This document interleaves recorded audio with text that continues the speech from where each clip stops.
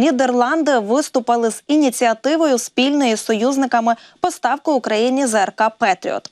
Уряд країни пропонує швидко зібрати систему «Петріот» для Збройних сил України і навіть готовий надати основні компоненти та деталі зі своїх запасів. Але просять європейських союзників зробити і свій внесок і додати необхідні компоненти зі своїх складів. Переговори вже ведуться. Давайте послухаємо. Ми ведемо переговори з партнерами щодо комплектації системи «Петріот», включаючи навчання українських екіпажів. З нашою пропозицією і консультаціями з країнами-партнерами, які надають кілька ключових частин і боєприпасів, ми можемо надати Україні принаймні одну повністю готову до експлуатації систему у стислі терміни. І це добре, тому що Україні дуже потрібні такі постачання. Про це, між іншим, говорили вчора, 27 травня, коли міністр закордонних справ України Дмитро Кулеба взяв участь у засіданні Ради міністрів закордонних справ Європейського Союзу і теж закликав збільшити та пришвидшити військову допомогу для України, зокрема і постачання додаткових систем ППО, а також підтримати удари України по військових цілях на території Російської Федерації. І знаєте, скажу я вам, дуже вразив виступ Кулеби, адже на початку свого онлайн-виступу Дмитро Кулеба показав міністрам фото 8-річного хлопчика Михайла з Харкова, чий батько загинув у будівельному гіпермаркеті, який росіяни знищили ударом в суботу, 25 травня. Міністр наголосив, що цей варварський воєнний злочин є частиною систематичної стратегії Росії, яка намагається знищити життя Харкова та інших українських міст і громад. Часу на рефлексії немає, потрібні дії. Цілком зрозуміло, що потрібно зробити.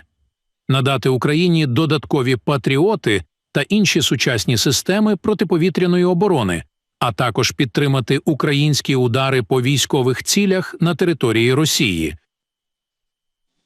І, звісно, глава МЗС України наголосив, що у той час, як на Заході все ще є ті, хто боїться ескалації, якогось ворожого наступу, то Росія, Іран і Північна Корея посилюють співпрацю та взаємопідтримку.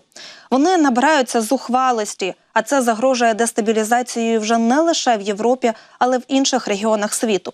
А надання Україні необхідної підтримки задля паритету та переваги на полі бою змінить цю ситуацію та змусить їх змінити і свої плани.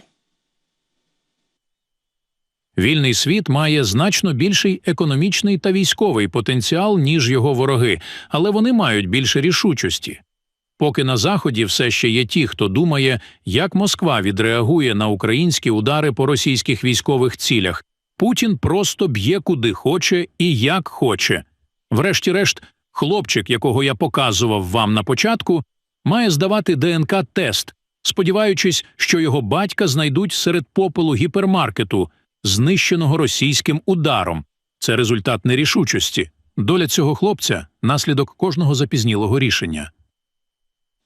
Міністр також закликав європейські країни інвестувати в український оборонно-промисловий комплекс і закуповувати зброю для України безпосередньо в українських виробників.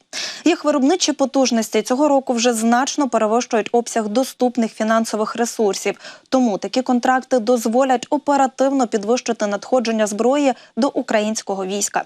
Міністр, зокрема, закликав і підтримати використання частини прибутків від заморожених російських активів для таких закупівель.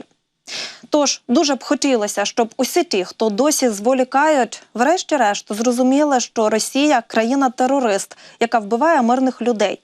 Бо переконана, що її безкарність породжує вседозволеність, тому і не збирається зупинятися.